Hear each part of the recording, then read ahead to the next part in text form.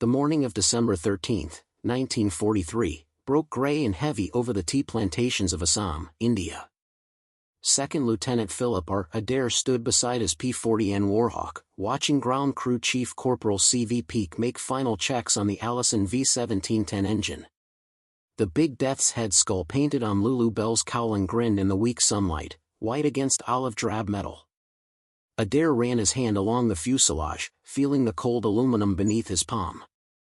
This was his 44th mission.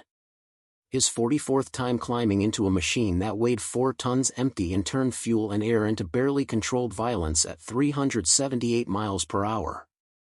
He didn't know that in less than 2 hours, he would face a decision that defied every tactical doctrine he'd been taught.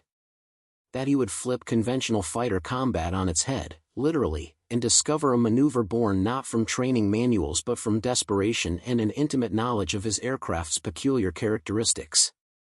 That today, mathematics and courage would collide over the eastern edge of the Brahmaputra Valley in a way that would earn him a silver star and a story he'd spend the rest of his life trying to explain.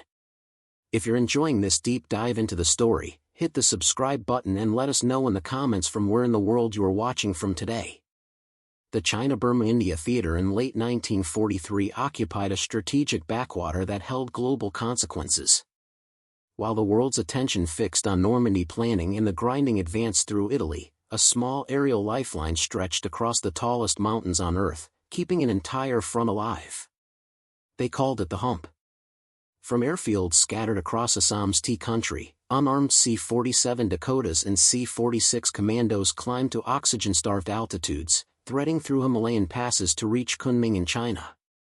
Each flight crossed terrain that peaked at 23,000 feet, through weather systems that formed microbursts capable of tearing wings from airframes, carrying fuel and ammunition and hope to Chiang Kai-shek's armies. By December of 1943, the airlift was moving over 12,000 tons monthly, but each ton came at blood price. 509 aircraft would crash before war's end. 1,314 crew members confirmed dead. Over 300 missing, their aluminum coffins scattered across mountainsides too remote for recovery. Pilots called the route the Aluminum Trail, watching sunlight glint off wreckage as they flew their own missions, knowing each reflection represented men who'd made the same calculations they now made about ice and fuel and weather to push through weather that looked questionable at best and suicidal at honest assessment. The Japanese understood the mathematics perfectly. Cut the hump, isolate China, free 1 million troops for deployment elsewhere. Throughout 1943, Japanese bombers and fighters based in Burma launched increasingly aggressive strikes against the Indian terminus airfields. Dinjan, Chabua, Mohanbari, Sukherating, each represented a choke point. Destroy the fields, ground the transports, starve the supply line. This was where the 80th Fighter Group entered the equation. The Burma Banshees, they called themselves, after the distinctive skull markings and the 18-inch air raid sirens some pilots mounted beneath their P-40s, producing a wail that preceded them into combat. 3 squadrons, the 88th, 89th, and 90th, flew patrol circuits above the hump terminals, boring holes in tropical air while unarmed transports lumbered skyward with maximum loads. Adair belonged to the 89th Fighter Squadron. Born in Tuttle, Oklahoma, he'd enlisted in 1942 with dreams of flying P-47 Thunderbolts over Europe. Instead, the Army's needs sent his group to India, where they swapped their stateside training for Curtiss P-40 Warhawks and a crash education in fighting an enemy whose aircraft possessed performance characteristics that made American tactical doctrine suspect. The P-40 represented Curtiss-Wright's final attempt to wring competitive performance from an airframe concept that dated to 1938. By removing 2 guns, installing aluminum radiators, fitting lighter wheels, and cutting down the rear fuselage for improved visibility, engineers had created the lightest, fastest Warhawk variant. At 6,700 pounds empty, it could reach 378 miles per hour in level flight below 12,000 feet. 650 caliber Browning machine guns, 3 per wing, gave it firepower. Self-sealing fuel tanks and armor plate behind the pilot's head provided protection the Japanese Zero sacrificed for maneuverability. But the P-40N remained a compromise machine, fighting battles its designers never envisioned at altitudes where its single-stage supercharger left it gasping.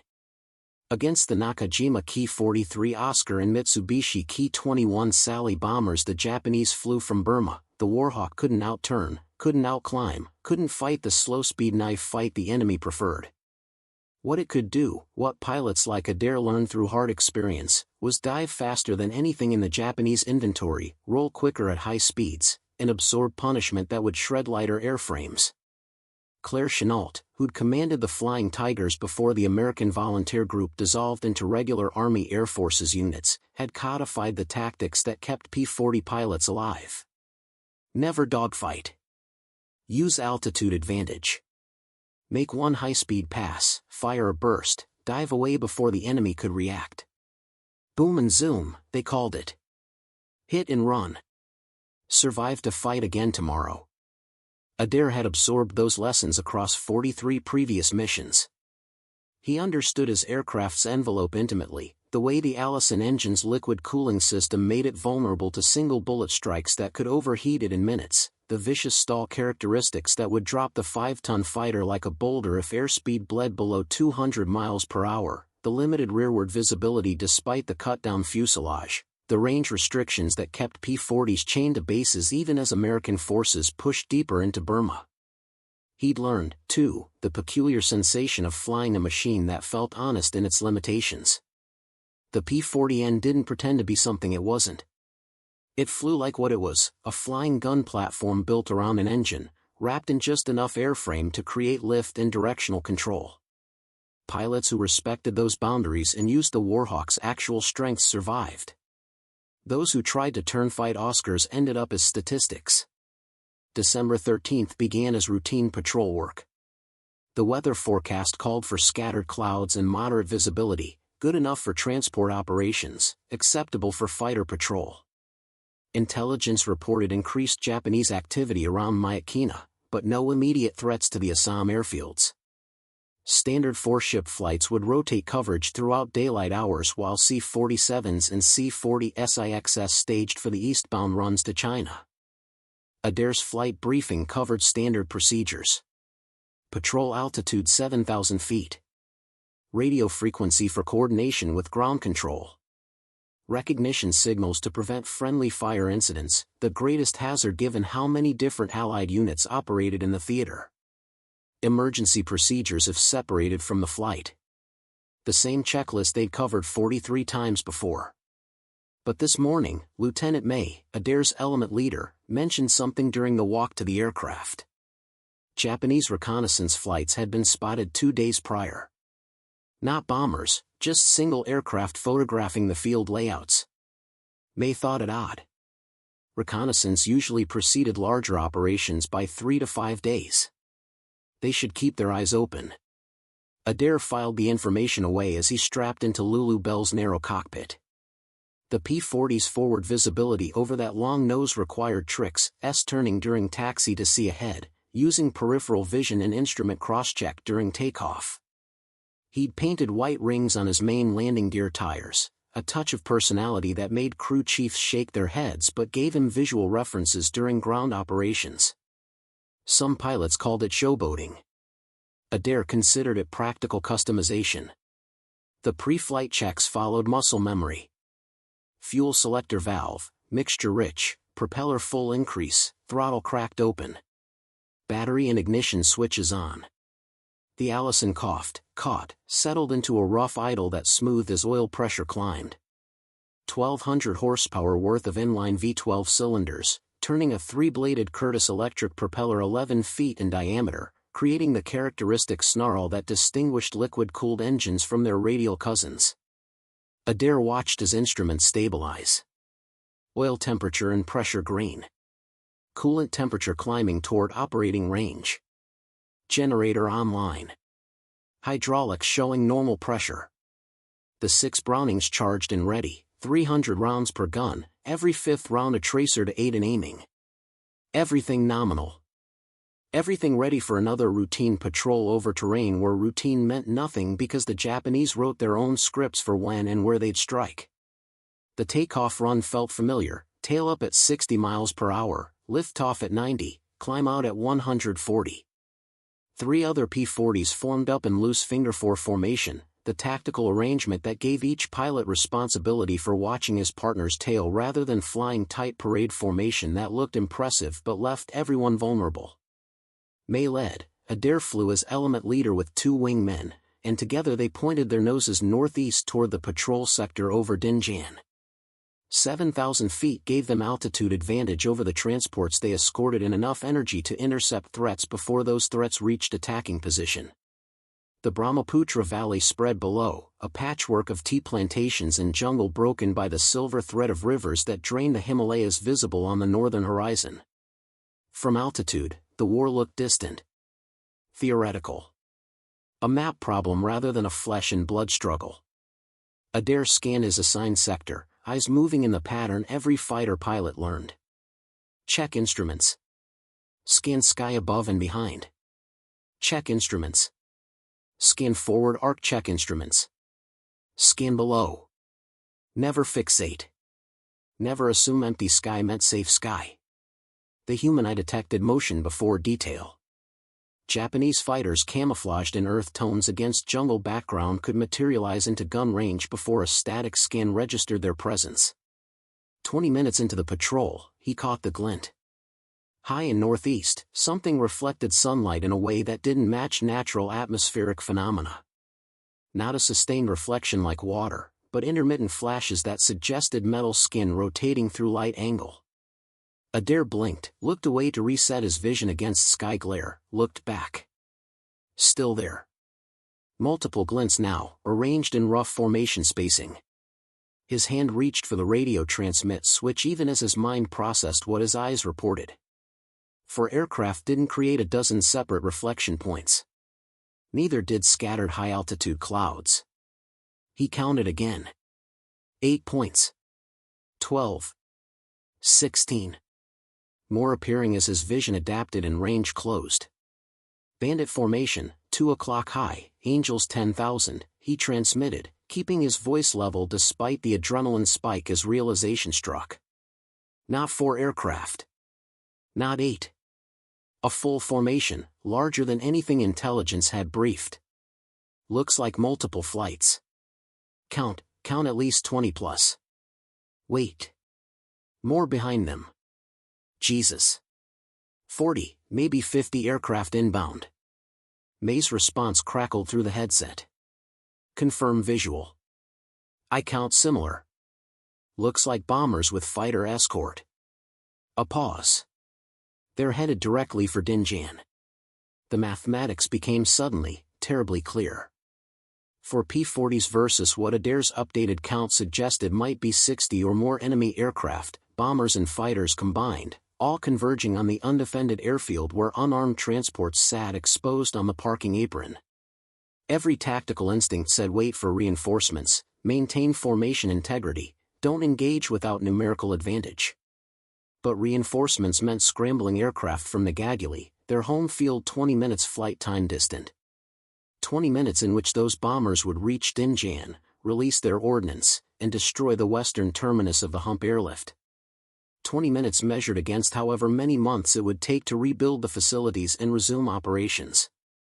20 minutes during which China would receive no supplies, Chiang Kai-shek's armies would consume their dwindling stocks, and Japanese strategy would succeed. May made the decision. We're going in. Try to break up the bomber formation before they reach release point. Target the lead elements. Maybe we can scatter them, spoil their aim. Adair felt his hands tighten on stick and throttle. 4 against 60. The odds calculator in his head that had kept him alive through 43 previous missions now showed numbers that defied survival probability.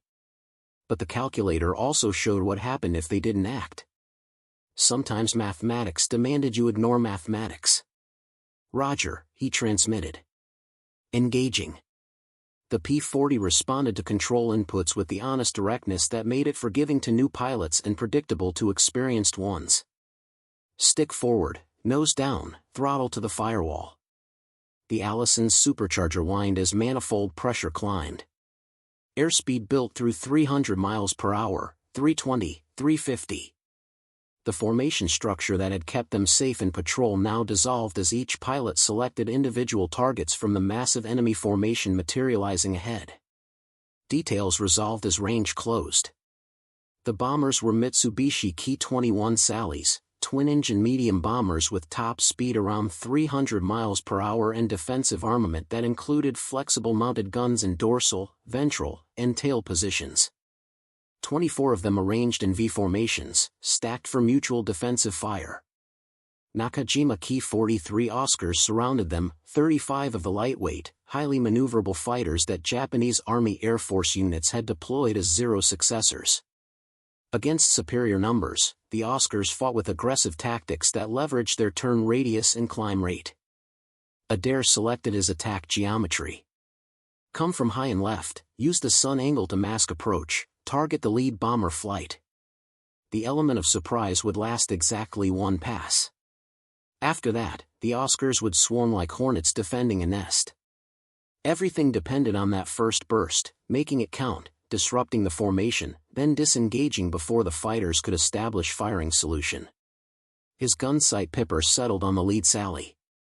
Range 900 yards in closing. Too far for accurate fire, but close enough to rattle them with tracers across their nose. Adair's thumb found the gun trigger on the control stick. He squeezed. 650 caliber Brownings opened fire simultaneously, their combined sound a sustained jackhammer roar that vibrated through the airframe. Orange tracers, every fifth round, drew lines across the sky toward the bomber formation. Adair watched the tracers walk across the lead aircraft's wing route, the same spot where fuel tanks lived and structural spars concentrated. Not a killing burst, not at this range with closure rate making aim difficult, but enough to put holes in thin aluminum skin and convince bomber pilots that staying in tight formation under fire demanded reconsideration. The Japanese formation reacted instantly.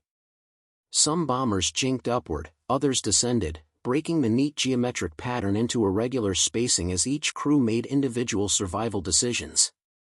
Adair caught glimpses of the other three P-40s making their passes, tracers converging from different angles, more disruption to the carefully planned bombing run. Then the Oscars came. They dropped from above like diving falcons, exploiting the altitude advantage Adair had surrendered when he committed to the attack. Light, agile, built around the principle that maneuverability mattered more than protection, the Ki-43s accelerated to attack speed faster than the heavier P-40 could match. Adair saw muzzle flashes from their nose-mounted armament, 12.7mm machine guns and, on some aircraft, 20mm cannon. His left hand shoved the throttle forward as his right hand pulled back on the stick, converting airspeed to altitude in a climbing turn that exploited the P-40's superior high-speed roll rate. An Oscar tried to follow, but at 300 miles per hour, the Warhawk's ailerons had authority the Japanese fighter's lighter controls couldn't match. Adair rolled inverted, pulled through, rolled level, checked his 6. Clear for the moment. But only a moment. The radio filled with terse transmissions as the engagement fragmented into individual fights scattered across 5,000 feet of vertical space and several miles of lateral distance. May's voice cut through the chatter. I'm hit. Engine's gone. Bailing out. Adair caught a glimpse of a P-40 trailing white smoke, coolant streaming from a punctured radiator, the death sentence for a liquid-cooled engine. Seconds later, a parachute blossomed below, drifting toward jungle that would offer either salvation or capture, depending on which forces reached the downed pilot first. 1 down. 3 remaining. But the mission hadn't changed. 24 bombers still headed for Dinjan, albeit in disrupted formation. Adair scanned for his next target, found a Sally that had separated from its companions in the initial chaos. He lined up for another high-speed pass. This time the bomber's tail gunner was ready. Tracers, red instead of orange, different from American ammunition, reached toward him like fingers. Adair jinked right, felt the airframe shudder as rounds impacted somewhere aft. No immediate loss of control, no warning lights, but something had been hit. He fired his own burst, saw strikes on the Sally's fuselage, uncertain whether he'd caused critical damage or just added more holes to aluminum already ventilated by combat. The engagement had lasted perhaps 2 minutes. In that time, the mathematical certainty Adair had recognized earlier manifested in physics. More Oscars converged. The bombers, despite disruption, continued toward their target. The remaining P-40s couldn't be everywhere simultaneously. Couldn't engage every threat. Couldn't prevent what tactical doctrine said 4 fighters alone could never prevent. Then the universe delivered its second mathematical surprise of the morning. Additional P-40s appeared from the south, the rest of the 89th Squadron scrambling from Nagaguli in response to the initial contact report. Not enough to achieve parity, but enough to change overwhelming numbers to merely terrible ones. 8 American fighters versus 59 Japanese aircraft now, though Adair wouldn't learn the exact count until post-mission debriefing tallied observations. The fresh P-40s slammed into the bomber formation with the reckless aggression of pilots who understood they were fighting against time as much as enemy aircraft. More bombers scattered. Some jettisoned ordnance early, bombs tumbling toward empty jungle to lighten aircraft and facilitate escape. Others pressed their attack run despite the defensive fire tearing through their formations. Adair repositioned for another pass, but as he rolled into attack geometry, the universe delivered its third mathematical certainty. His aircraft's earlier shudder had been a bullet through the radiator. The engine temperature gauge swept past redline. The Allison's coolant was gone.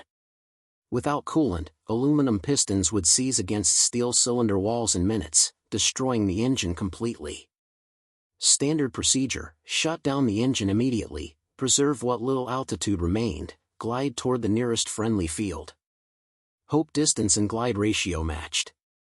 Except that combat effectiveness had ended. But Adair looked at his altimeter, 7,500 feet above the ground, and made a different calculation. Lulu Bell hadn't fought her last fight yet. The P-40's glide characteristics with a dead engine were well documented. Sink rate approximately 1,000 feet per minute with best glide speed around 160 miles per hour. From 7,500 feet, that gave him 7 minutes of controlled flight. 7 minutes to do what exactly? He scanned the combat spread below. The bombers closest to Dinjan were entering their release window. If they dropped now, even scattered, enough ordnance would hit critical facilities to accomplish the mission objective. Nobody else had positioned to intercept them in time. Nobody else except a pilot in a gliding aircraft with guns that still worked in an idea that defied every manual and regulation he'd ever studied. Adair pushed the stick forward, trading altitude for airspeed. Lulu Bell's nose dropped, acceleration building as gravity did what the dead engine couldn't. 160 miles per hour. 200. 250.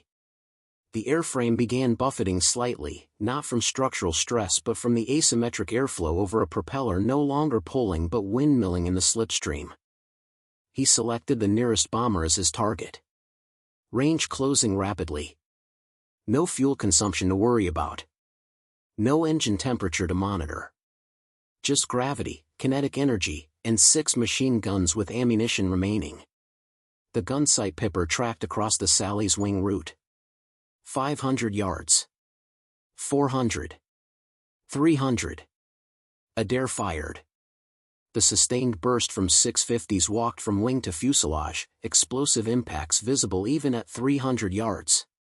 The bomber shuddered, pieces detaching from its structure. One engine trailed smoke immediately. The Sally began a lazy spiral earthward as its pilot fought controls against asymmetric thrust and structural damage.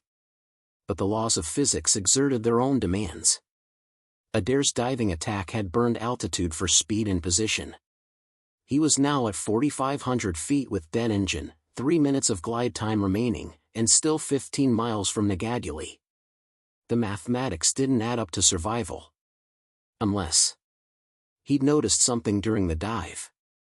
When the P-40's nose pointed down past a certain angle, the non-functioning propeller actually created less drag than expected.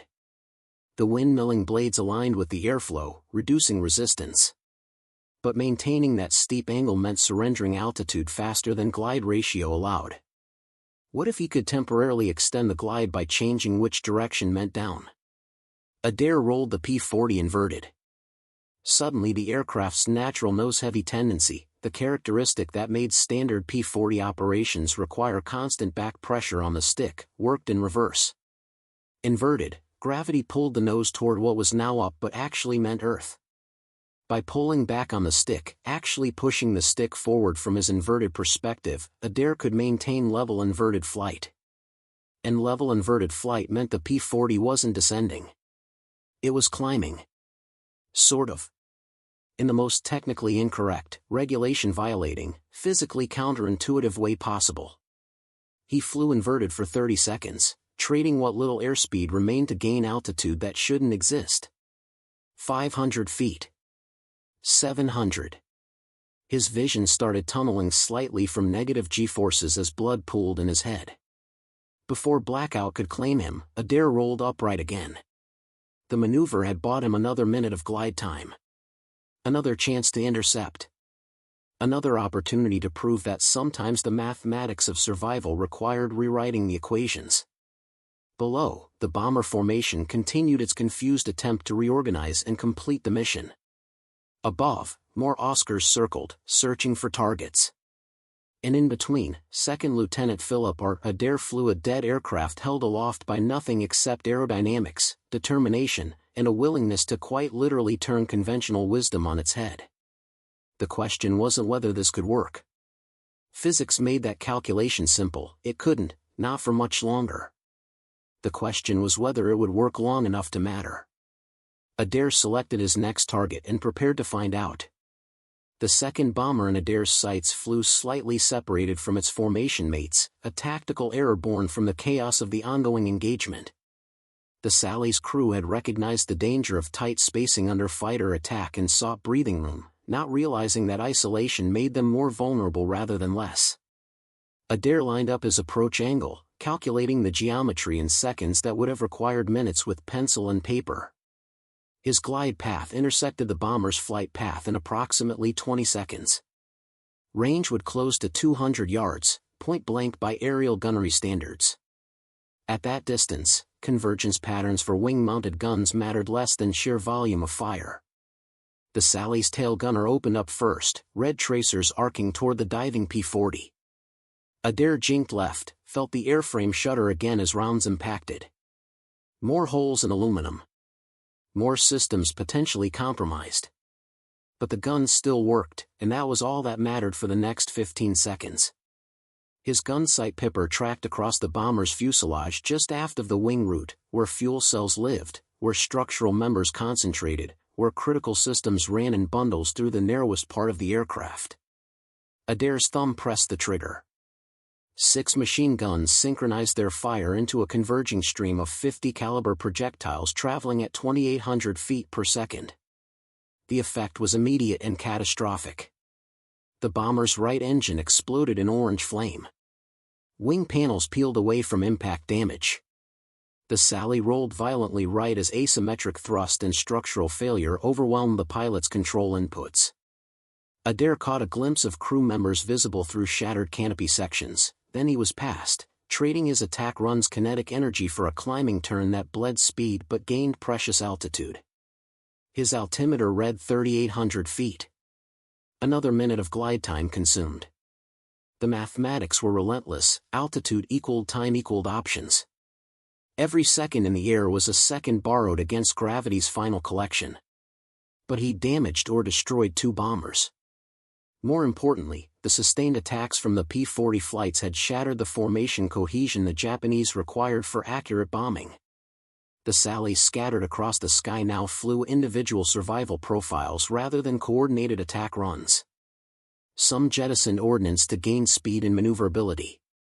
Others maintained course but lost the mutual defensive fire patterns that protected them.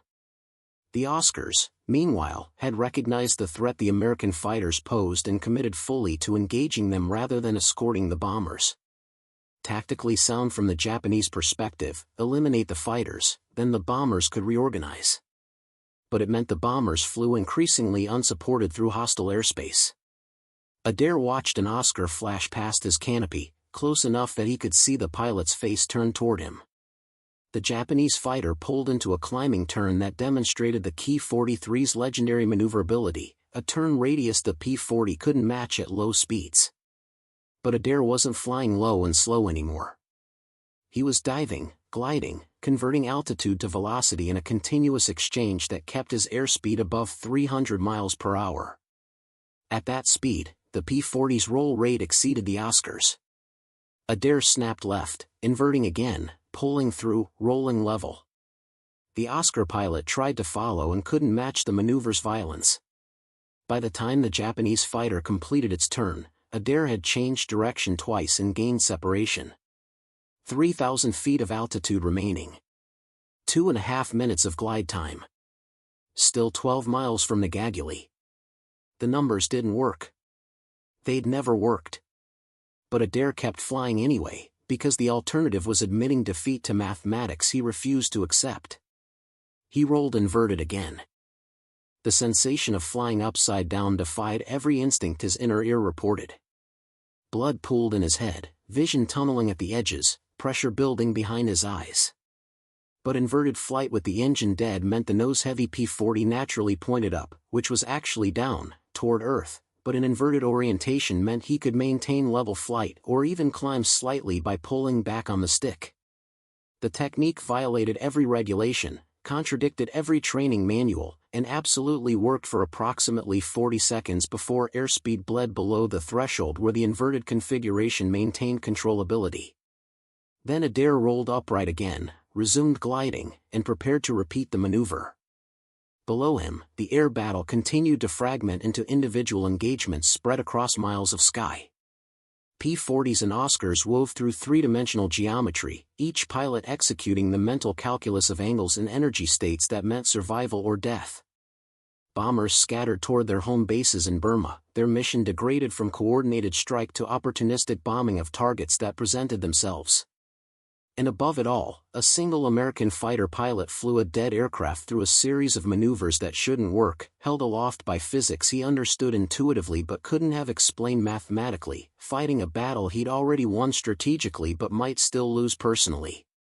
Adair checked his 6 o'clock position and found an Oscar settling into firing position. The Japanese pilot had recognized the damaged P-40's vulnerability and closed for an easy kill. Muzzle flashes from the Oscar's nose-mounted guns preceded tracer rounds that walked toward Lulu Bell's tail section. Standard evasion tactics didn't apply with a dead engine. Adair couldn't accelerate out of the engagement. Couldn't climb using power he didn't have. His defensive options reduced to whatever maneuvers his remaining altitude and airspeed permitted. He rolled inverted again, pulled hard, felt the G-forces crush him into his seat despite the negative orientation. The P-40 traced an arc through space that physics permitted but common sense rejected. The Oscar pilot, expecting conventional defensive flying, overshot as his target suddenly reversed course in 3 dimensions simultaneously. Adair rolled upright, checked altitude, 2,000 feet, and made another calculation. He couldn't reach Nagaguli. The mathematics were absolute. Even with the inverted flying technique extending his glide, even with optimal wind conditions and perfect execution, the distance was too great and altitude too limited. But there were other options. Smaller fields. Emergency strips. Tea plantation clearings that offered flat ground if not actual runways. His eyes scanned the terrain below, cataloging possibilities against remaining altitude and glide distance. Then he saw it. A clearing perhaps a mile ahead, maybe 800 yards long, oriented roughly into the wind. Not a proper airfield. No tower, no support facilities, probably used for agricultural purposes. But it had the two things an unpowered P-40 needed: flat ground and sufficient length to dissipate kinetic energy without destroying the aircraft. Adair lined up his approach, mentally running through the emergency landing checklist. Landing gear, he checked the hydraulic pressure gauge and found it reading normal despite the battle damage. The system still functioned. Flaps, manually operated on the P-40, requiring the pilot to pump a handle to extend them. He'd save that for final approach. Mixture control to idle cutoff, though with the engine already dead the setting was academic. 1,000 feet altitude. The clearing grew larger as he descended. He could see now that it wasn't perfect, a gentle rise at the far end, some scattered vegetation, uncertain surface conditions. But perfect wasn't available. Adequate would have to suffice. 500 feet. He extended the landing gear, felt the drag increase as the wheels deployed into the slipstream. The P-40's glide ratio degraded immediately, sink rate increasing. Adair pulled back slightly on the stick, trading airspeed for a shallower descent angle. One chance to get this right. No go-around capability without engine power. 300 feet. He began pumping the flap handle, feeling resistance as the manual system extended the wing flaps against air pressure. Each pump changed the wing's camber slightly, increasing lift but also drag. The balance had to be precise, too much drag and he'd fall short, too little and he'd overshoot into the trees at the clearing's far end. 100 feet. The ground rushed up with the finality of all landings but more urgency than most. Adair's eyes tracked from the intended touchdown point to his airspeed indicator and back. 90 miles per hour. The P-40 should touch down around 75 for a normal landing, but without power he needed extra margin against unexpected sink. 50 feet. He pulled back smoothly, beginning the landing flare that transitioned from descent to level flight just above the ground. The P-40's main wheels contacted Earth with a solid thump that transmitted through the airframe. Adair held the stick back, keeping the tail wheel off the ground momentarily, then let it settle as forward speed bled off. The clearing surface was rougher than he'd hoped. The P-40 bounced, settled, bounced again. Adair stood on the brakes, feeling the wheels skid slightly on vegetation-covered dirt. The far tree line approached with alarming speed. He maintained maximum braking pressure, trusting the main gear to hold together despite the rough surface. The P-40 slowed more, rolled to a stop with perhaps 75 yards between Lulu Bell's propeller spinner and the first substantial trees. Adair sat in the sudden silence, no engine noise, no gunfire, no radio chatter, and performed a mental inventory. He was alive. The aircraft was intact enough to have landed in one piece. And somewhere above, the air battle he'd helped initiate continued without his participation. He unstrapped, climbed from the cockpit, and performed a visual inspection of the damage. 16 bullet holes visible in the fuselage and wings. The coolant radiator destroyed completely. Multiple hydraulic lines severed. The right wing showing stress cracks where structural members had taken impact damage. By any reasonable standard, Lulu Bell should have fallen from the sky long before reaching this clearing. But the P-40 had lived up to its reputation for ruggedness, absorbing punishment that would have destroyed lighter aircraft and continuing to fly, or at least glide, until its pilot chose to land rather than being forced down by structural failure. Adair heard aircraft engines overhead and looked up to see P-40s returning to Nagaguli, the engagement apparently concluded. He couldn't know the outcome yet, how many bombers had been destroyed or damaged, how many fighters lost on both sides, whether Dinjan had survived the attack. Those answers would come during debriefing. For now, he had more immediate concerns. He was approximately 10 miles from base, in a clearing that couldn't accommodate a rescue aircraft, with a P-40 too damaged to fly even if its engine could be repaired. The walk back would take several hours through terrain that might contain Japanese patrols or sympathetic locals or simply challenging jungle that cared nothing for the war being fought above it. He retrieved his survival kit from the cockpit, checked his sidearm, and began walking. 3 hours later, Adair stumbled into Nagaguli's perimeter, where sentries nearly shot him before recognizing his flight suit and American features. The intelligence officer pulled him straight into debriefing, where the engagement's details began assembling into coherent narrative. The Japanese strike had consisted of 24 Ki-21 Sally bombers and 35 Ki-43 Oscar fighters, 59 aircraft total, the largest formation attempted against the Assam airfields to date. The 4 P-40s of Adair's initial flight, followed by reinforcements from the 89th Squadron, had engaged the formation approximately 12 miles from Dinjan and disrupted the coordinated bombing run. Final tallies were still being compiled from scattered after-action reports, but preliminary counts suggested the Americans had destroyed or damaged at least 9 Japanese aircraft, 3 bombers definitely destroyed, 6 fighters either destroyed or damaged to the point where their return to base was questionable.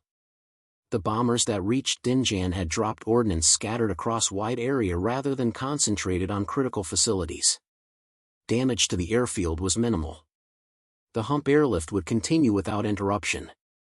American losses: Lieutenant May, who had successfully bailed out and was recovered by friendly forces with burns to his face but otherwise intact. His P-40 destroyed. Adair's aircraft damaged beyond economical repair.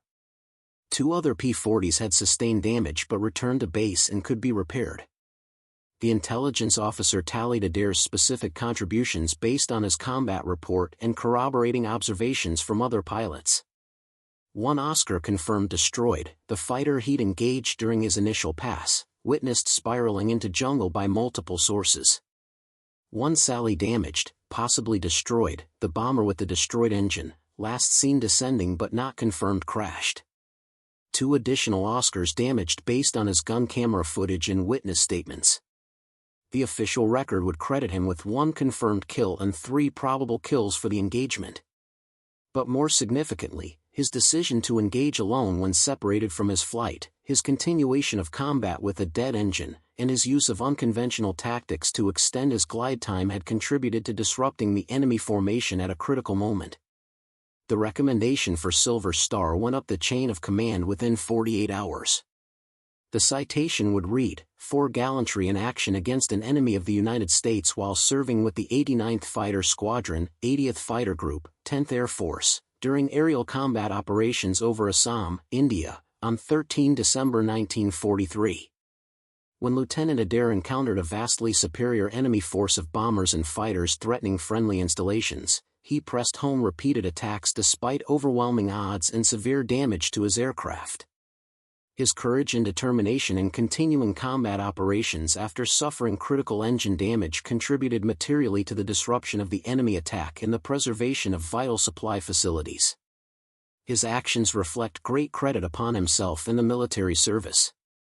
But the citation couldn't capture the specific sequence of decisions that had kept Adair alive and fighting. The recognition that mathematical disadvantage didn't preclude tactical success.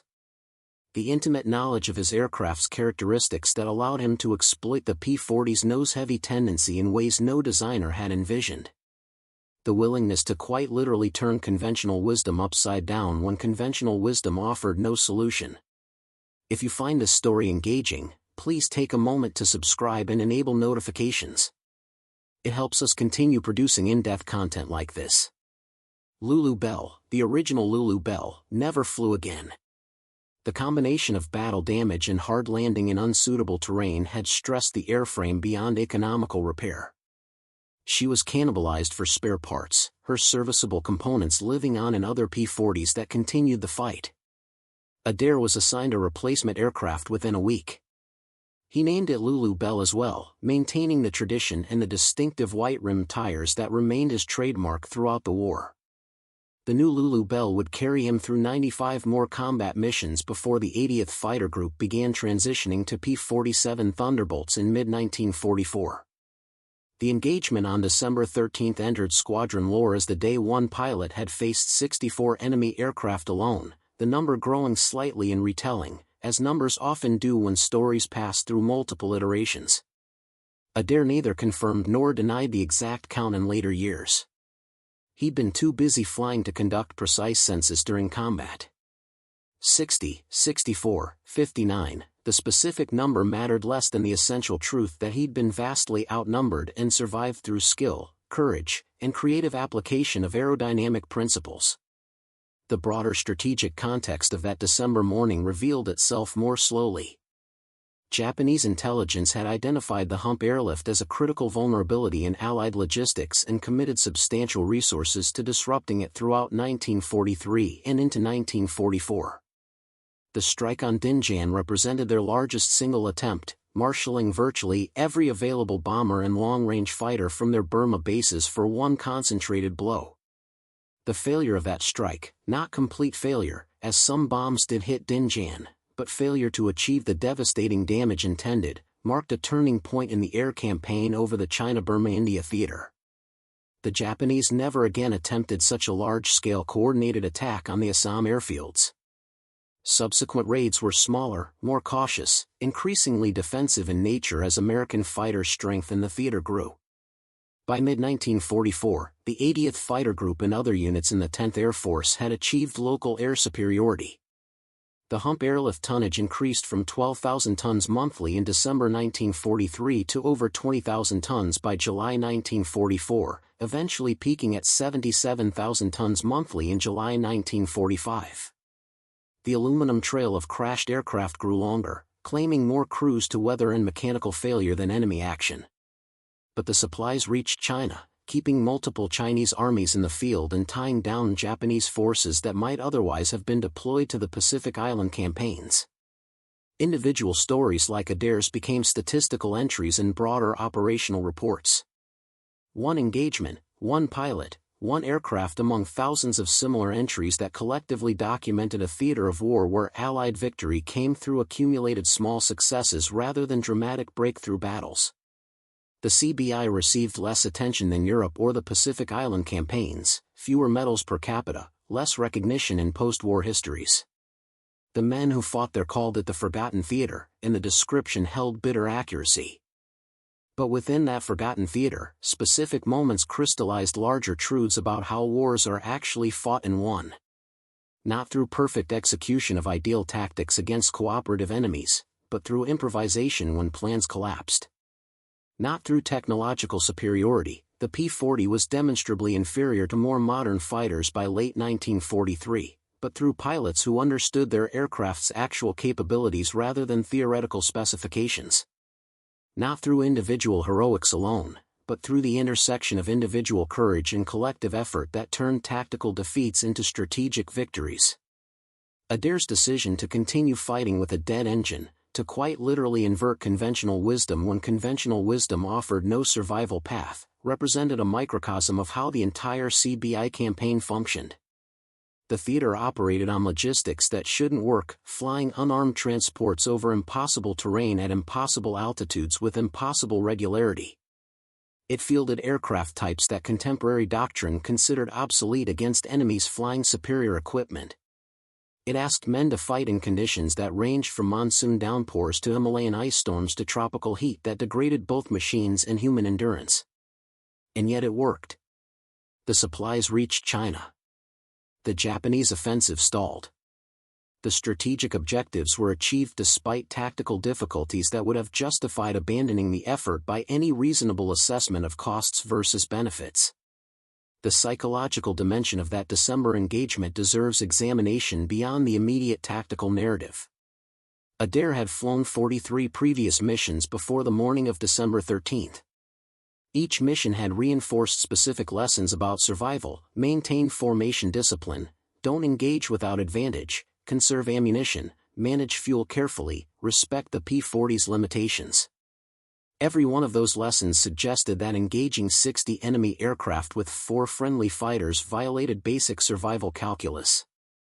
Every doctrine manual, every tactical briefing, every after-action report from previous engagements argued for caution, for waiting for reinforcements, for not accepting combat at such overwhelming numerical disadvantage.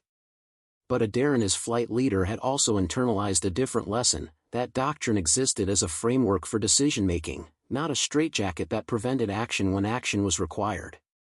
The distinction between following rules because they embodied hard-learned wisdom and following rules because they were rules separated adequate pilots from exceptional ones. The inverted flying technique that Adair employed represented the same principle applied to aircraft operation. No manual covered flying a P-40 upside down with a dead engine to extend glide distance. No instructor had demonstrated the maneuver because no instructor had conceived of circumstances where it would be necessary or advisable. The technique emerged from Adair's intimate understanding of his aircraft's flight characteristics combined with desperation-driven creativity. In post-war interviews, Adair described the reasoning that led to the inverted flight approach. The P-40 was nose-heavy by design, requiring constant back pressure on the control stick during normal flight. With the engine dead and the heavy propeller creating drag, that nose heaviness became more pronounced. In conventional orientation, the nose wanted to drop, accelerating the descent and reducing glide distance. But inverted, the same nose-heavy characteristic meant the aircraft naturally wanted to climb, which was actually descending from the inverted perspective, but could be controlled with stick inputs to maintain level flight. By alternating between conventional gliding and inverted quasi-level flight, a dare could extract more distance from his remaining altitude than pure gliding allowed. The technique was dangerous. Negative g-forces during inverted flight caused blood to pool in the head, leading to redout and potential unconsciousness. The P-40's fuel system wasn't designed for inverted operation. Prolonged inverted flight risked fuel starvation even if the engine had been functioning. Control inputs were reversed: push to climb, pull to descend, creating opportunity for fatal errors during the transition between conventional and inverted orientation. But dangerous remained preferable to certain. Conventional gliding guaranteed a dare wouldn't reach friendly territory. The inverted technique offered at least possibility of survival. The choice was straightforward, even if execution was anything but. This calculus, choosing risky action over certain failure, recurred throughout the CBI theater at every level of operations. The decision to attempt the hump airlift at all represented the same logic applied to strategic planning. Conventional ground supply through Burma was impossible once Japan controlled the territory. Waiting for Burma's reconquest before resuming China support guaranteed China's collapse. Therefore, fly supplies over terrain and at altitudes that created loss rates no peacetime air force would accept. Individual pilots and crews made similar calculations on every mission. Fly through weather that grounded commercial aviation. Operate aircraft beyond designed altitude limits. Accept mechanical failure rates that reflected inadequate maintenance facilities and spare parts shortages. Each decision involved risk, but risk measured against consequences of inaction. The 80th Fighter Group's Burma Banshees embodied this approach in their squadron culture. The Death's Head skull markings weren't chosen for aesthetic appeal but as psychological warfare, intimidation of an enemy who needed to understand that the Americans they fought possessed both capability and willingness to engage despite numerical or technological disadvantage. The air raid sirens some pilots mounted beneath their P-40s, creating the distinctive Banshee wail, served the same purpose. These were not gestures of bravado but calculated tactics designed to offset material disadvantages through psychological impact. If your aircraft can't outperform the enemy, make the enemy question whether performance advantages matter when facing pilots willing to press attacks to point-blank range. If you can't achieve numerical superiority, create uncertainty about whether numbers confer advantage against opponents who fight with aggressive unpredictability. Adair's engagement on December 13 demonstrated these principles in practice. 4 P-40s shouldn't have disrupted a formation of 60 Japanese aircraft significantly enough to degrade their mission effectiveness. The mathematical odds argued for minimal impact. But mathematics didn't account for the psychological effect of sustained attack by pilots who clearly didn't recognize, or didn't care about, numerical disadvantage. Japanese bomber crews, confronted with fighters diving through their formation despite overwhelming escort strength, made individual decisions to jettison ordnance early or break formation for maneuverability. Fighter escorts, recognizing the threat American fighters posed despite being outnumbered, committed to engaging them rather than maintaining close bomber escort. These decisions were tactically sound from individual crew perspectives but collectively degraded the coordinated attack the mission required. The post-mission analysis revealed that only 8 of the 24 bombers had released ordnance on or near their intended targets at Dinjan. 16 had either jettisoned early, aborted their attack runs, or scattered to the point where their bombing was ineffective. Actual damage to the airfield included 1 transport aircraft destroyed on the ground, moderate damage to 1 hangar, and cratering of non-critical areas. Within 24 hours, full operations resumed. From the Japanese perspective, the mission was a costly failure. They'd committed their largest available strike force and achieved minimal results while losing at least 9 aircraft to combat and battle damage. The Americans lost 1 pilot temporarily to injury and 2 aircraft to combat damage, a favorable exchange ratio that reflected not numerical or technological superiority but tactical effectiveness born from aggressive execution. Military historians analyzing the engagement in subsequent decades would note its significance within the broader CBI campaign arc. The failure of the December 13 strike convinced Japanese planners that large-scale bombing attacks on the Assam airfields offered diminishing returns. Subsequent Japanese air operations in the theater focused increasingly on defensive missions, protecting their own bases and supply lines rather than interdicting Allied operations. This shift allowed the 10th Air Force to transition from defensive patrols to offensive sweeps into Burma, attacking Japanese logistics and providing close air support for ground forces pushing to reopen the Ledo Road. The 80th Fighter Group participated in this transition, flying interdiction missions that destroyed over 200 bridges and claimed 80 enemy aircraft destroyed on the ground or in the air between late 1943 and war's end. Adair's personal combat record documented this evolution.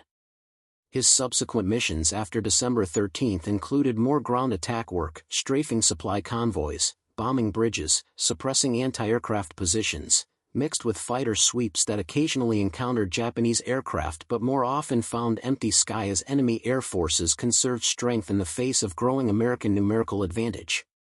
He was promoted to first lieutenant in March 1944, then to captain later that year, assuming additional responsibilities for flight leadership and training new pilots rotating into the squadron.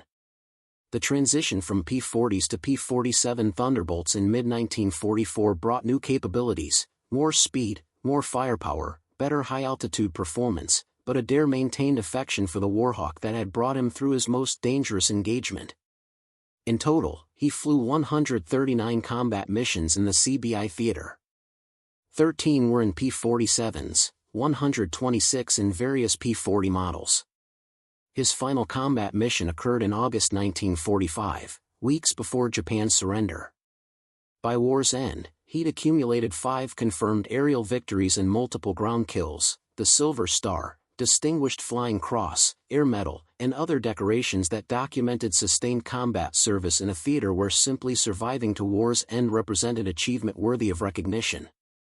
The post-war years saw Adair remain in the Air Force, serving in various capacities through the Berlin Airlift, Korean War, and into the early Cold War period. He retired as a colonel in 1971, having spent nearly 30 years in uniform spanning the transition from propeller-driven fighters to jet aircraft to the early space age. But in interviews late in life, he consistently returned to that December morning over Assam as his most memorable combat experience. Not because it represented his most successful mission by statistical measure, he'd scored more kills on other dates, flown more challenging ground attack missions, led larger formations. December 13 stood out because it distilled into single engagement the essential truth he'd learned about combat flying, that success came less from perfect execution of ideal tactics and more from willingness to improvise when circumstances demanded deviation from doctrine. The specific detail he recalled most vividly wasn't the combat itself but the moment of decision when his engine temperature gauge swept past redline and standard procedure dictated immediate engine shutdown and emergency landing. Standard procedure represented the collective wisdom of thousands of hours of engineering analysis and operational experience. Violating it risked catastrophic engine failure and complete loss of control. But standard procedure was written for pilots trying to preserve aircraft for future missions. Adair was fighting a battle in progress where the aircraft's survival mattered less than the mission's completion.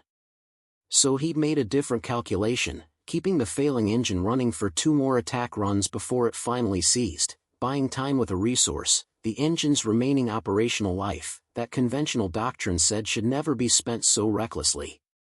That decision, followed by the inverted flying technique to extend his glide, represented a cascade of choices that no checklist covered and no training had prepared him for. They emerged from understanding principles rather than memorizing procedures, from recognizing that rules existed to serve missions rather than missions existing to follow rules.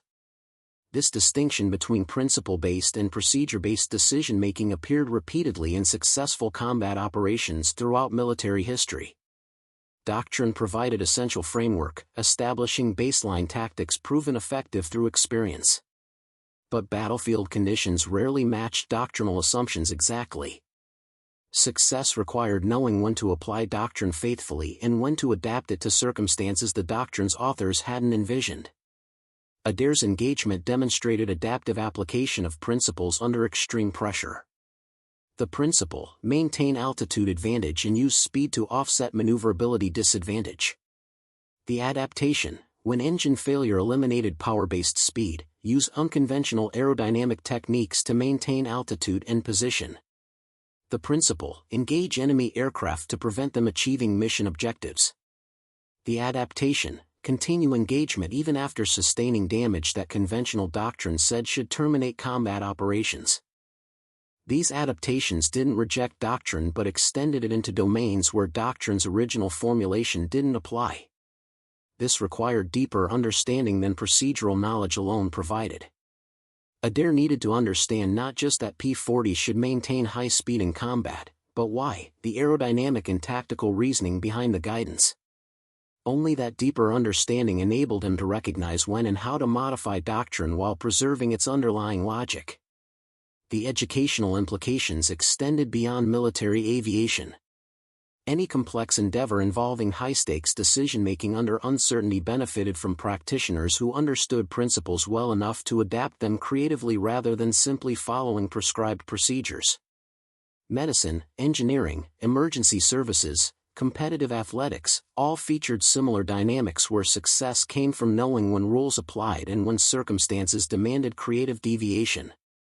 But the military context added unique pressures. Wrong decisions in business or athletics cost money or games. Wrong decisions in combat cost lives, your own, your wingman's, potentially civilians on the ground. The stakes elevated decision-making from intellectual exercise to moral calculus where consequences weren't abstract but immediate and permanent. Adair carried that weight consciously. In post-war interviews, he expressed particular relief that his decision to continue fighting with failing engine had worked. Had it failed, had the engine seized while he was positioned where the resulting loss of control would have crashed into friendly positions or civilian areas, the outcome would have represented not heroism but tragic error in judgment. Success didn't validate the decision retroactively so much as prevent it from becoming a cautionary tale about reckless disregard for safety procedures. This tension between calculated risk and reckless gamble haunted combat pilots throughout their careers. The line separating the two was often visible only in retrospect, defined by outcomes that involved luck as much as skill. Pilots who took similar risks and succeeded were decorated, those who failed were mourned and sometimes criticized for poor judgment. The difference frequently came down to factors beyond the pilot's control, whether enemy gunners aimed slightly left or right, whether weather shifted minutes earlier or later, whether mechanical components held together or failed under stress. Adair acknowledged this explicitly in his later reflections. He'd been skillful and courageous on December 13, but also fortunate. The rounds that hit his aircraft could have struck critical controls or pierced his armor plate instead of ventilating non-essential fuselage areas. The engine could have failed completely earlier in the engagement, before he'd climbed to altitude that gave him glide distance. The clearing where he made his emergency landing could have been too short or too rough or oriented wrong relative to wind direction. Any of these variables turning against him would have transformed the narrative from inspiring success to tragic loss. He was honest enough to recognize that distinction and humble enough to credit luck alongside skill and determination. But he was also clear that good fortune favored prepared pilots. His intimate knowledge of the P-40's characteristics enabled him to exploit the inverted flying technique when engine failure left him without power. His combat experience gave him situational awareness to recognize when bombers were vulnerable despite fighter escort. His training allowed him to execute emergency landing procedures under conditions that would have overwhelmed less capable pilots. Luck mattered, but competence created opportunities for luck to matter positively rather than negatively. This became his message to younger pilots throughout his career: prepare thoroughly, understand your aircraft and tactics deeply, then trust that preparation when circumstances demand rapid decision-making under pressure. Sometimes preparation wasn't enough. Sometimes luck ran out regardless of skill level. But preparation was the only factor pilots controlled completely, so that's where effort belonged. The broader historical legacy of the Burma Banshees and their role in protecting the Hump airlift remains somewhat obscure despite the operation's strategic importance. the China-Burma-India theater never captured public attention the way European or Pacific campaigns did. No major films depicted hump operations with the cultural impact of Memphis Belle or 30 Seconds Over Tokyo. Few of the pilots became household names despite accumulating impressive combat records. This relative obscurity reflected partly the nature of the theater's operations.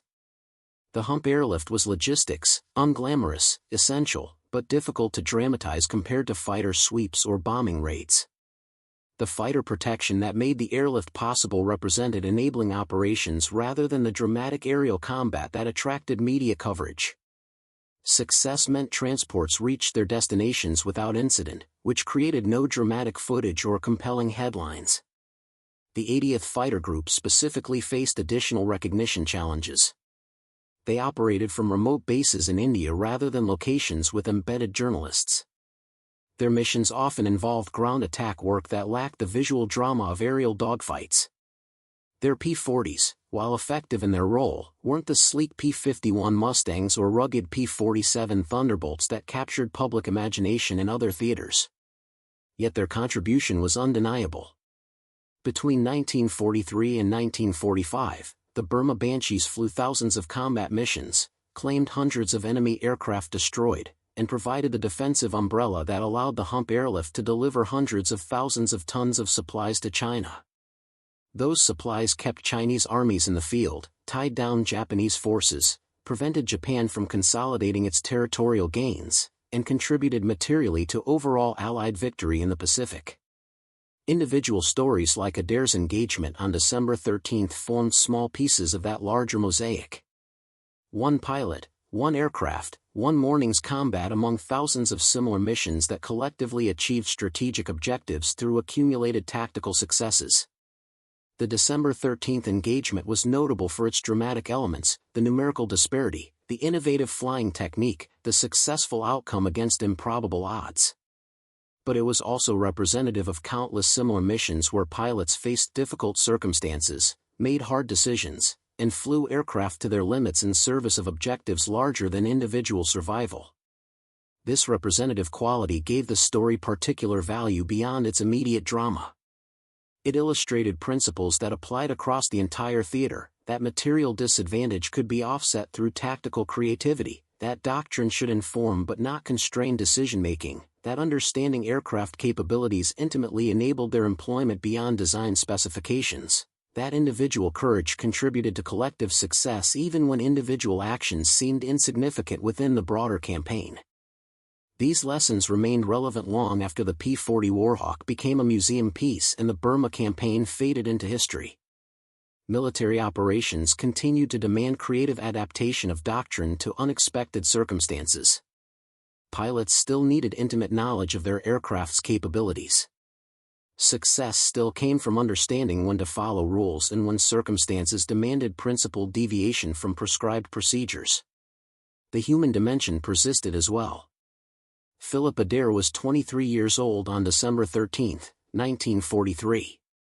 He made life-or-death decisions affecting himself and potentially others with the judgment developed over less than 2 years of military service and less than 1 year of combat operations. He had no time for extended deliberation, no opportunity to consult superiors or request guidance. He assessed situations in seconds and committed to action based on training, experience, and intuition developed through immersion in circumstances most people never faced.